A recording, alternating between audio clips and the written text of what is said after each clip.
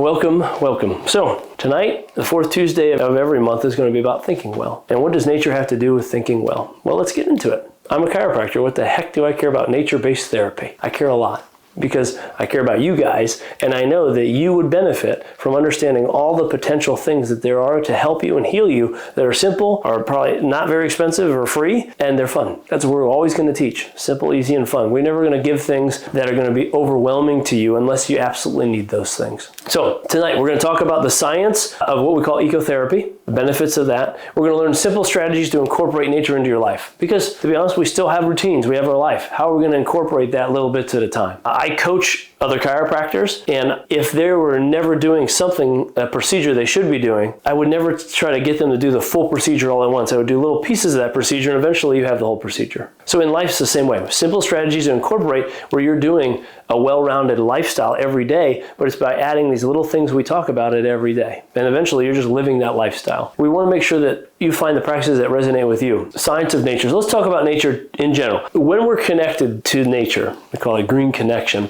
we activate that parasympathetic nervous system. Why is the parasympathetic nervous system important? Well, number one, if you've been to my initial workshop when you were coming into my office, you realize that the nervous system is the master controller. That every time we adjust you, we're attempting to help your nervous system tune itself in and brain and body more thoroughly and more simply. So part of that nervous system is the parasympathetic system, and that's the system for most of us that is undernourished and underactive. It's your resting and digesting state. We thrive when we're connected with nature. It's rooted in human biology. Ecotherapy is not just some sort of wellness trend or tree hugger process or attempt to make you a gardener for some reason. It's vital, and there's evidence-based that the whole body healing is where this is at. Holistic means whole system, whole body. We want to help you be whole. Part of that is connecting with your roots and nature. This is a great quote. This is from a sculptor, Andy Goldsworth. He says, "We are nature. Nature is not something separate from us.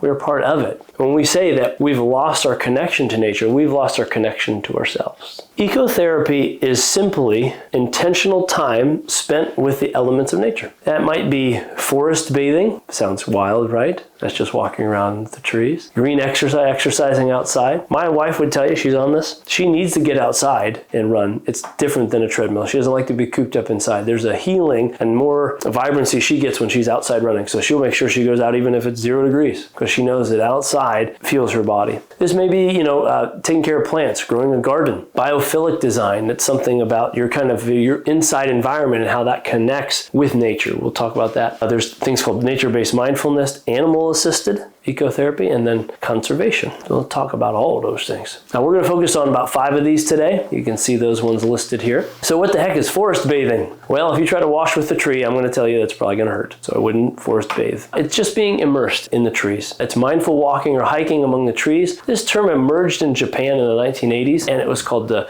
Shinrin Yoku. Taking nature walks, hiking and camping, wandering through the wilderness, meditating in the woods. These are all things of what we consider forest bathing. Hey, Victoria, she's not here anymore, but they have a campsite seasonal and they just love it. I mean, it's just being out there, and part of that is just healing in its own right. You take yourself away from all the hustle, the bustle, the things that probably remind you of all the stuff you have to do, and you remove yourself from that, your mind is already in a more calm state. Recently, there's been much more research just on getting back with our holistic nature. So this therapy has been effective in treating cardiovascular problems, the immune system, mood, cognition, anxiety, and stress disorders, ultimately because it affects the parasympathetic nervous system. All those things are directly tied to it. You're going to have challenges with many of those things if you're in the fight or flight state all the time. You won't be able to think clearly, you won't be able to reason, your anxiety will go up, and your cardiovascular system is drastically affected when you're under stress. It will tear right open the arterial lining in your arteries, and that's what causes plaque. So take note. I mean, if you could take drugs, you could just be looking for the most expensive next drug that's out there, or you could get outside and start living it day to day. 2022, very recent study, showed that the blood pressure was reduced in folks who did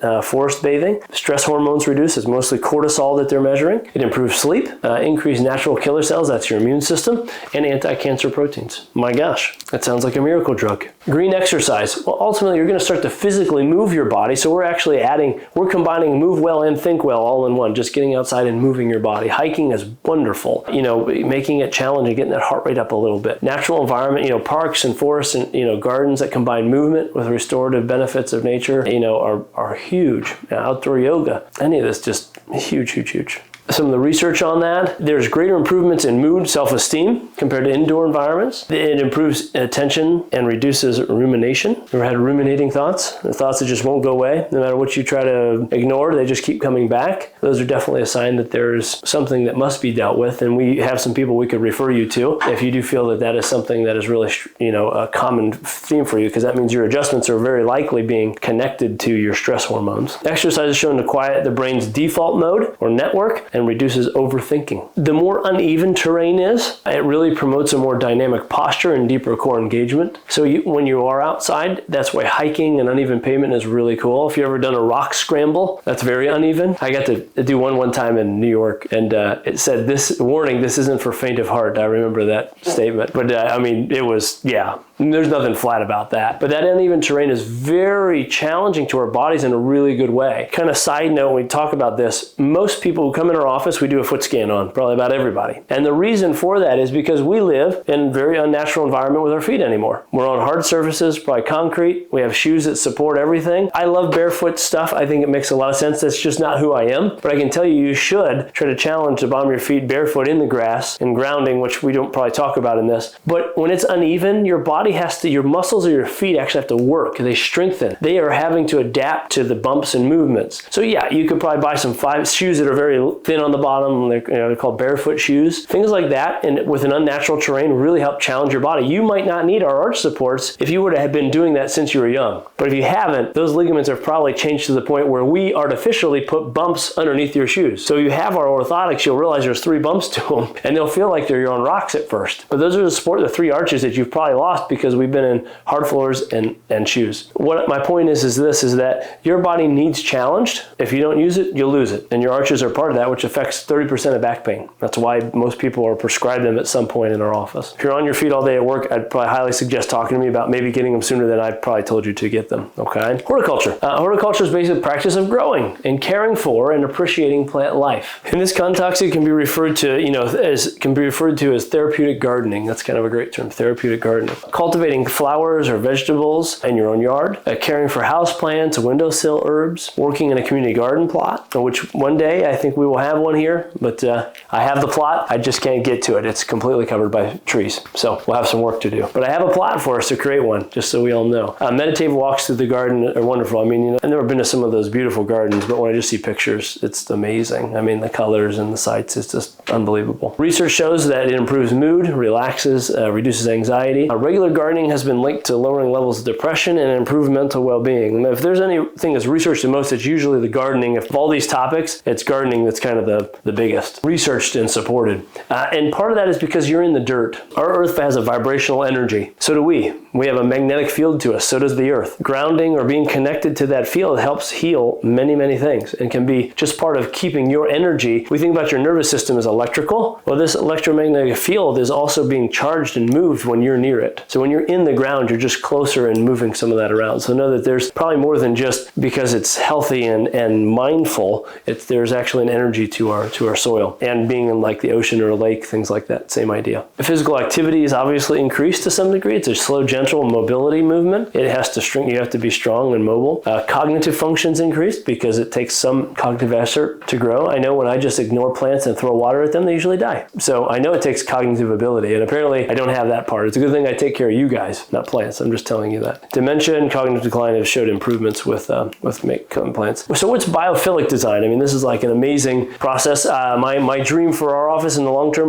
my daughter is in design. This is her thing. Her probably senior project is going to be all about creating a holistic space. So we'll have a lot of biophilic design to it. You will feel in a very healing and natural environment, but you'll be inside being treated. That's kind of the goal. Water, wood, stone, plants, all those things are hugely healing. appealing to people. Houseplants in your room is the most simple thing. You just get one succulent. It's hard to kill them. At least it'll last for a while until you have to go buy another one. All right, if you kill that. Designing rooms that have lots of natural light is huge. Using organic textures, natural wood, stone, things like that. Adding water features or art that makes it feel more natural. Moss walls. You ever been to places that have moss walls? Those are kind of cool. But this is biophilic design. And yeah, there's my new office. It's gonna be pretty big. Just being around, plants that lower blood pressure is crazy, but it truly happens. I mean, they do produce oxygen, right? So focus, productivity. Indoor plants actually improve attention span and reduce error rates in offices and learning environments. Promotes recovery in clinical settings in hospitals. And patients with views of nature or indoor greenery actually recover faster than those who did not. They require less pain medication. We have so much at our fingertips to understand and see. Our philosophy is all about trying to understand what we're given and what we have that will help to support our bodies. It's not that outside-in approach. We don't want to try to just create all these things by just more drugs or more tests. Nature has it here, but we have to know when to use it and where to use it. And these things are something we want to incorporate into our natural design of our day-to-day lives. What is nature-based mindfulness? It's basically using guided imagery, nature sounds, meditation centered around natural environments. BrainTap is the device that we really recommend using if you're going to try to retrain your brain. If you're going to rewire from that fight or flight to that rest and relax, the BrainTap is a wonderful device. It's an app you can put on your phone. If you guys are interested at all, just make sure you ask for a QR code. It will give you, I think, 30 days for free. You can listen with your own AirPods, but the BrainTap also has lights and sound stimulation and LED lights around the ear to do auricular therapy, as well as flashing lights in front of the eyes. This helps to really retrain you. But the point wasn't necessarily the BrainTap. The point is that they have plenty of natural meditations on there. There's ones that's like whale sounds and all the, there's so many things, and it's wild to listen to. But that is going to not only just have the whale sounds, it's going to add so many layers of sounds and tones and beats that really reset your brain waves very quickly down to that delta relaxation state. So that's why we have that, and we usually talk a lot about that. Sitting in the park with your eyes closed, listening to the birds. It's great to hear the birds again. I just noticed that the other day because I didn't just rush out of bed maybe. All these things is nature-based mindfulness. What's the research say about that? Well, that sympathetic nervous system that is going to be your fight or flight system is definitely reduced. Imagining natural environments can lower heart rate and even reduce stress just by imagining them. They support this emotional regulation. If the body is unregulated, just being out in nature helps to really regulate that, especially when just even thinking about that nature. You don't have to even be outside, but just thinking. Walking yourself, if you did a visualization through the woods and would see the fallen down trees and the moss and the path and then maybe a little creek, all those things would help to reduce your system just by imagining them. We have all the tools. We just got to use them, I think, is the key. Sometimes the most productive thing you can do is just go outside and do nothing. We are, drunk on trying to go fast and get more done in a shorter amount of time. But when our bodies are subluxated and stressed, immobile, and inflamed, you could try to put as much in as you want, but your productivity is not going to be where it needs to be. Adjustments can enhance that really quick, but sometimes just stopping and slowing down and giving yourself a break can double your productivity in the sense that you'll get twice as much done in a shorter amount of time just by giving yourself a moment. You guys ever realize, but our office, it's kind of really busy and then it actually gets quiet because we do that on purpose. That's how we planned our day. And we have a couple people in here, not 100. So it goes up and down. And this is what you guys need to do for your days too. Get out there and walk at lunch if you can. That's probably the huge thing. Morning nature moments, wonderful way to start some of this. Get that desk plant, get that succulent. Move with the elements, get outside and exercise, at least walk, hike. Remember unnatural surfaces. Bring nature indoors. Do your best to bring nature indoors. Just try to make your inside feel outside. That natural rituals are huge ways to do that. Just 5 minutes without your phone could be a huge amount, right? Just 5 minutes, just 5 minutes, right? Before you're looking at your phone or whatever, just breathe in the morning air. Let your feet touch the earth. Like I said, barefoot is possible. Earthing there's a documentary called Earthing. So if you're interested in what the research they did about what we call grounding or earthing, look up Earthing on YouTube. It's interesting. Again, get that desk plant check-in. Do that exercise outside, stretching, walking, even just 10 minutes. I think our research, was it 2 weeks ago, we talked about walking maybe. I mean, just as little as even 7 minutes, I think, research showed improvements in cardiovascular health. So rain or snow, get out there. Bring that nature indoors, find small ways, even just getting the fresh air in, cleanse the house. Essential oils can be a good way. That's a good one. Rearranging the house to have some more natural woods or stones. Just remember that your connection to nature is your connection to yourself. And if you're not connected, you are disconnected in some way. So finding a way every day just to observe that, to feel it, to be it is so important. And there's so many ways you can do it. You don't have to be outside to do it, as we talked about. There could be some indoor ways, but just be in touch. Be in touch. I can't say that enough. Chiropractic is to help you be more connected. When we're disconnected, we're sick.